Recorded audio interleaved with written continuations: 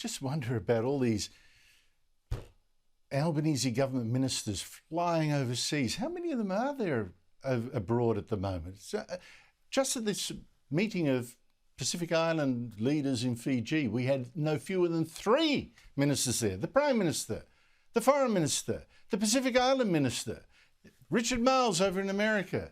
I think the Agriculture Minister's going to Indonesia. They're just... Tanya Plibersek was just in France. Is anyone at home actually minding the shop? Well, anyway, but talking about Fiji, Prime Minister Anthony Albanese today finished this big meeting in Fiji with Pacific leaders with a big win. And you'll be so excited by this news because the Pacific Island leaders all agreed that Australia should host yet another talkfest on global warming. Isn't that just what we need? They backed Labor's campaign to host the next big international climate conference, getting all those leaders jetting in across the globe to Australia, never mind the emissions for them, to say that we're all doomed and we should all wear hair shirts and do whatever it takes. They all expressed support for the bid, and you'll see that reflected in the communique. And every nation expressed support. They were very enthusiastic about the idea because what it will do is to provide a focus on the very real threat that climate change has to our Pacific Island neighbours. For countries like Tuvalu and Kiribati, it's a threat to their very existence. Wait a minute there. First, if Albanese is reaching out to the Pacific leaders, that was his big plan, go out there, make friends. Don't you think he should at least learn that it's not Kiribati, but Kiribati, however it's spelled. And neither Kiribati nor Tuvalu, let's talk about these fibs now, neither Kiribati nor Tuvalu face doom at all, face extinction. That's just another Albanese untruth. Even the ABC, how global warming crazy they are, they did a fact check. They had to admit that Tuvalu was not drowning, but actually growing. It had grown by 3%. And the ABC has also admitted, finally, it took me years of telling them they were wrong, that Kiribati is actually one of the Pacific nations that has grown up to 8% in size. Now, I do ask why not a single journalist at that press conference picked up Albanese on his ridiculous falsehoods.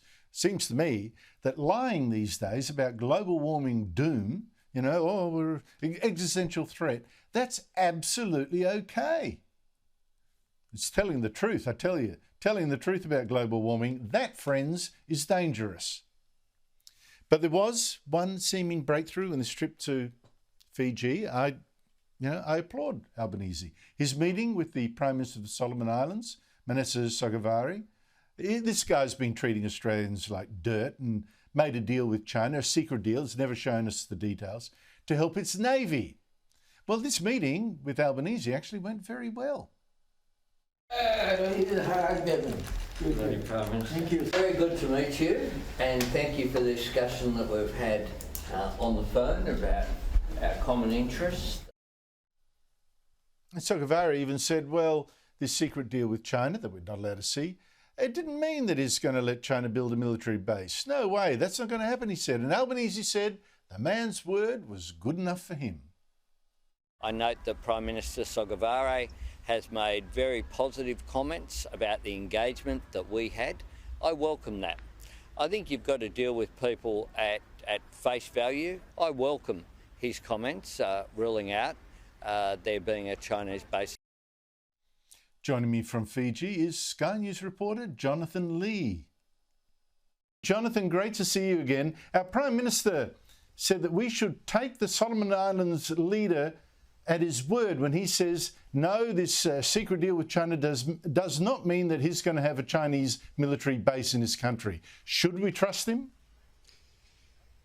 It's a very good question, Andrew. It's very hard to work out if you should trust the word of a person who signed a secret security pact with an authoritarian regime. But Manasseh Sogavare certainly embraced Anthony Albanese with a giant hug, which was, I think, rather unexpected from everyone. He came in with his arms open and said words to the effect, I understand, of, I need a hug. And I think Anthony Albanese was very happy to patch over what has been a tough period of diplomacy. Bear in mind that the Solomon Islands said our relationship had soured.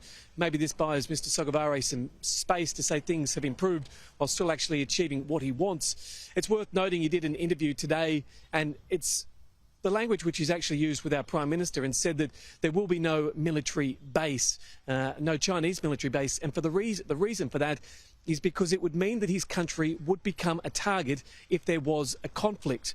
And it's worth remembering in history, the Battle of Guadalcanal, well, that was the Solomon Islands. Tens of thousands of people lost their lives there. I think 9,000 Americans for one.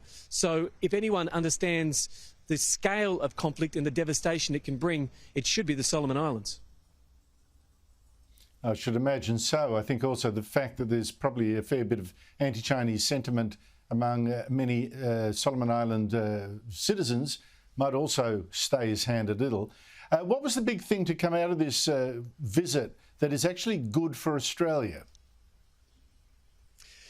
Look, I suppose there's two major prongs here that people are talking about, two major issues. On the ground, it's all about climate change. That is what the Pacific Island nations, Polynesians, Micronesians are concerned about.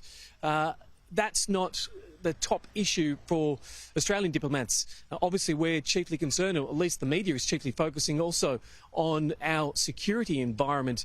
That is probably the more important issue, and the fact that Mr Albanese can walk away from here and say that he has somewhat resolved the issue in the Solomon Islands would certainly be a tick and give him a skip in his step.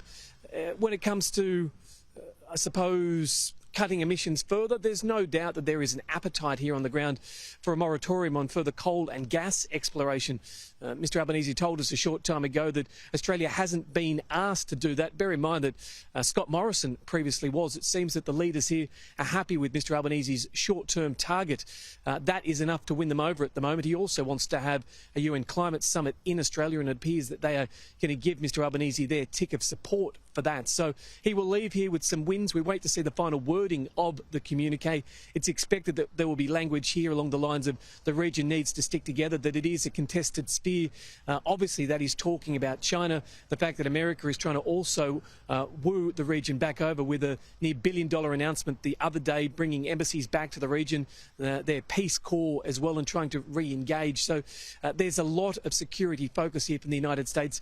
And it's important to remember that the United States and China are both dialogue partners. That means that they should have been here at this event, but they were asked to stay away to give the Pacific leaders a chance to talk about the geopolitical environment without their presence. So it was very unusual that America was able to speak via video link and make that announcement. That is clearly a tick in America's box, and something Fiji and Australia were obviously working on behind closed doors. Jonathan Lee, I have to say, the global warming talk is just overwhelming. I understand, of course, it's good business for the Pacific Islands because, you know, we hand them, the more they talk about global warming, the more money we give them. But, gee, how much of it, this talk has got to Anthony Albanese?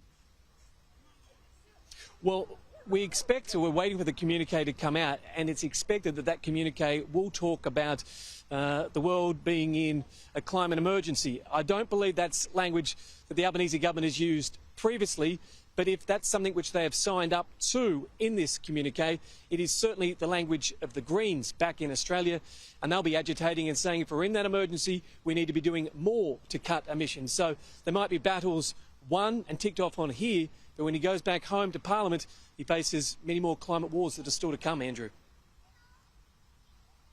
Oh, thank you very much, Jonathan Lee, for that warning. Mate, thank you very much for coming on the show. Thanks for your time.